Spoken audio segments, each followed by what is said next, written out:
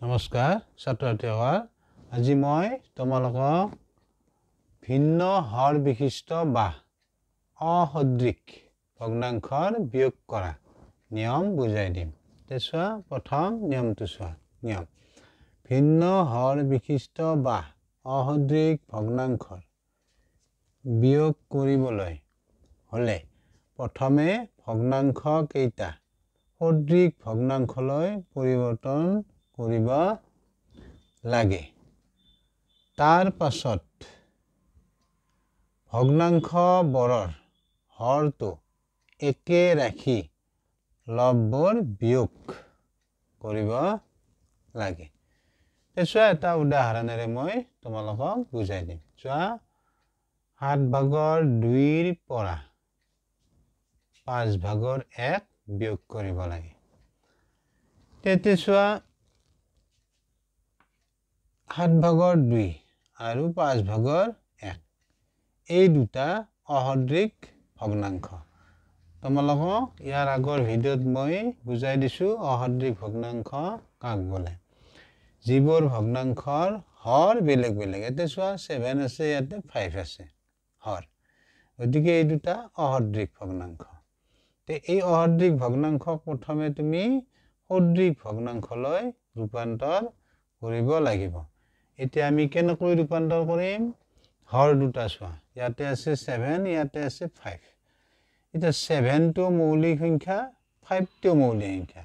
এতিয়া মৌলিক সংখ্যাৰ লসাগু উলিয়াবলৈ হলে তুমি কি কৰিব লাগিব?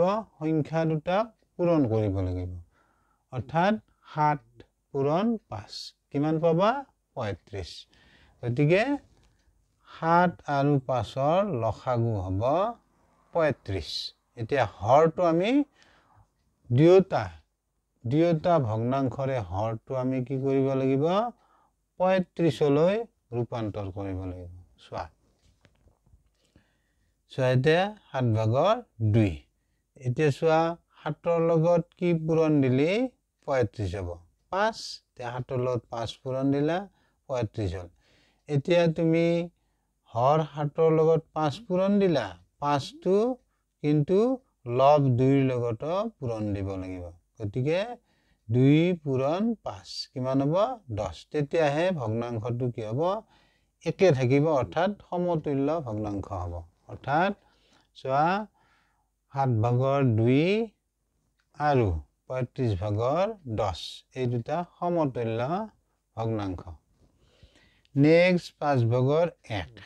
এতিয়া চোৱা যিহেতু আমি পাইছো 7 আৰু 5ৰ লসাগু 35। এইবাৰ চোৱা 5ৰ লগত কি পূৰণ দিলে 35 হ'ব? 7 আৰু 7টো লব 1ৰ লগতো পূৰণ দিব লাগিব। তেতিয়াহে ভগ্নাংশটো একে থাকিব, অৰ্থাৎ সমতুল্য ভগ্নাংশ হ'ব।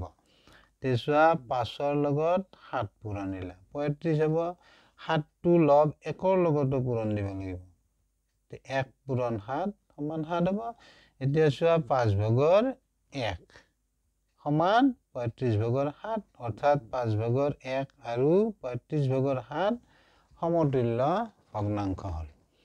এতিয়া চোৱা এতেকে আমি কি কৰিলো?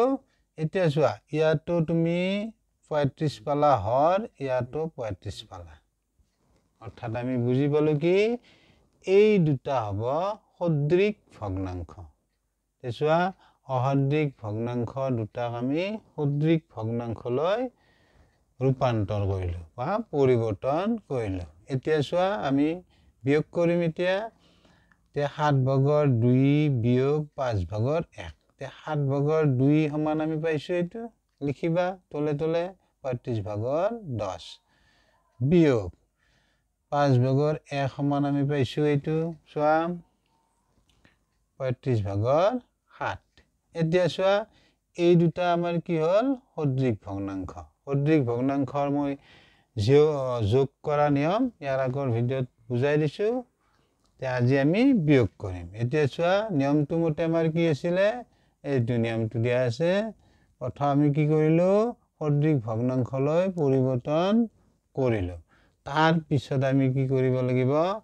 হৰ একে ৰাখি, অৰ্থাৎ হৰ চোৱা ইয়াতে 35, ইয়াতো 35, একে ৰাখি অৰ্থাৎ 35 অৰ্থাৎ সাধাৰণ হৰ 35 হৰ একে ৰাখিলো 35 তেতিয়া আমি লব দুটা বিয়োগ কৰিম বিয়োগ কৰিলে আমি এই ভগ্নাংশ দুটাৰ আমি বিয়োগফলটো পাম চোৱা এতিয়া 10 - 7 এতিয়া বিয়োগ কৰিলে কি পাবা 3 আৰু হৰটো 35 গতিকে 35 ভাগৰ 3 এই অহদ্ৰিক ভগ্নাংশ দুটাৰ কি হ'ব বিয়োগফল তে বুজি পালা নিশ্চয় আৰু বুজি পালা নে নাই মোক কমেন্টত জনাবা লগতে ভিডিওটো লাইক শেয়াৰ সাবস্ক্ৰাইব কৰিবা থ্যাংক ইউ বাই বাই